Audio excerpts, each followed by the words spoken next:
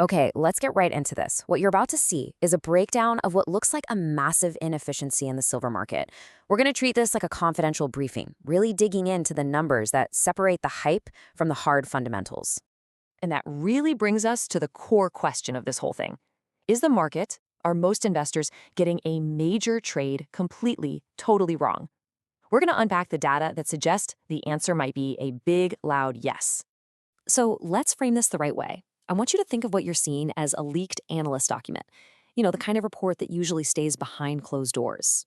This is for analysis only, and it lays out a really stark contrast between two very different opportunities.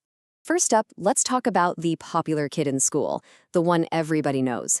First Majestic, ticker symbol AG. I mean, it's a household name for anyone investing in silver, but as we're about to find out, popularity, well, it doesn't always equal performance. A huge part of the hype comes from its very charismatic CEO, Keith Neumeyer. He's famous for promising $100 silver. And look, that bold prediction, it really captured the imagination of investors and built this incredibly powerful, optimistic story around the stock.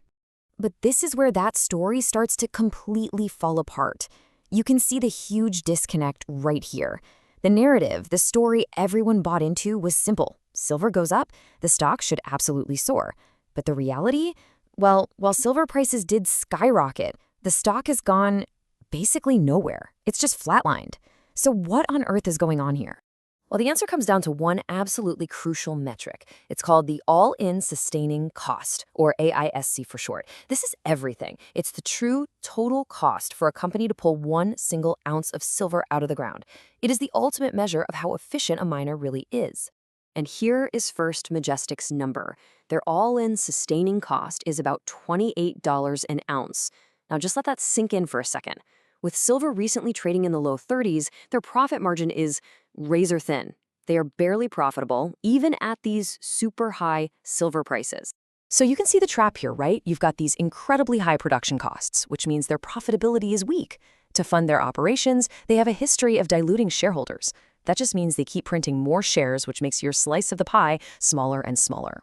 And somehow, despite all of this, the stock trades at a massive premium, around 62 times its earnings, all because of brand recognition. Okay, let's pivot and look at the other side of this trade.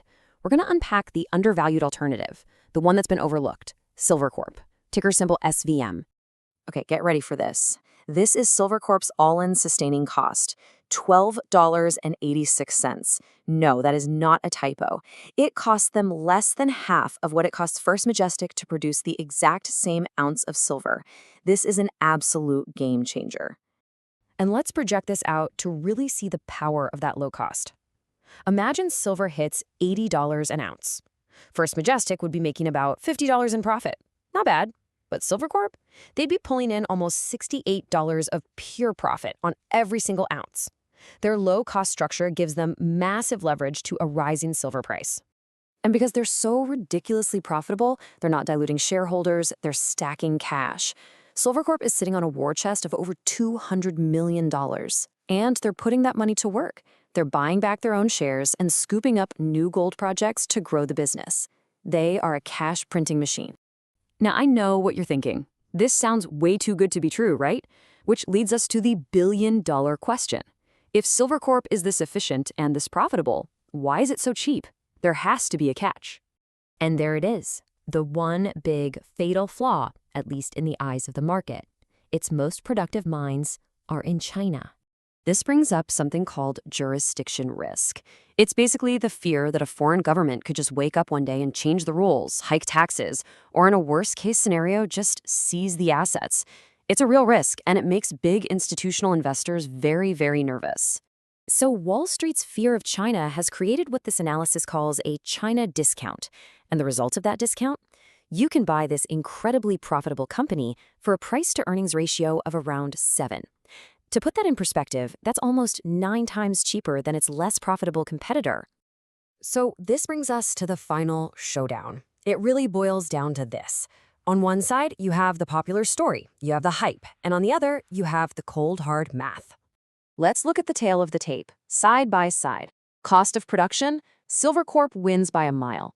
Valuation, Silvercorp is incredibly cheap. Balance sheet, Silvercorp's got a pile of cash while First Majestic is diluting. So the primary risk for First Majestic is its own poor fundamentals. The primary risk for Silvercorp is where it operates. So the takeaway from this entire briefing is this. The smart money thesis suggests that the strategic move is to sell the hype-driven, fundamentally weak company and buy the math, the undervalued, highly profitable one, even with its perceived risks. And that leaves us with one last thing to think about. The risk in China is real. Nobody's denying that. But the valuation gap is just massive. So the question you have to ask yourself is this: is Wall Street's fear actually your opportunity?